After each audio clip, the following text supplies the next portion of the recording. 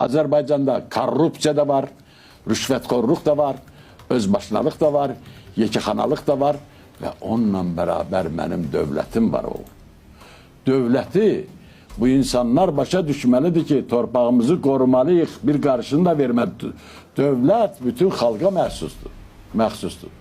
İnsanlar bilməlidir ki, biz o rüşvətxorluğa, o korrupsiya, nə bilim, nəyə qarşı mübarizə olunmalıdır, o ayrı şeydir. Amma olunmasa da, yenə mənim dövlətim var.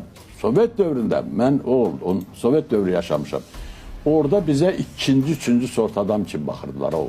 İndi də elə baxırlar bir çox yerə. Bəli, çox yerlərdə baxırlar. Migrant kimi baxırlar, qaradərili kimi baxırlar. Bəli, başqa adları var. Aşağı irqi nümayəndələri. Aşağı irqi nümayəndəsi kim?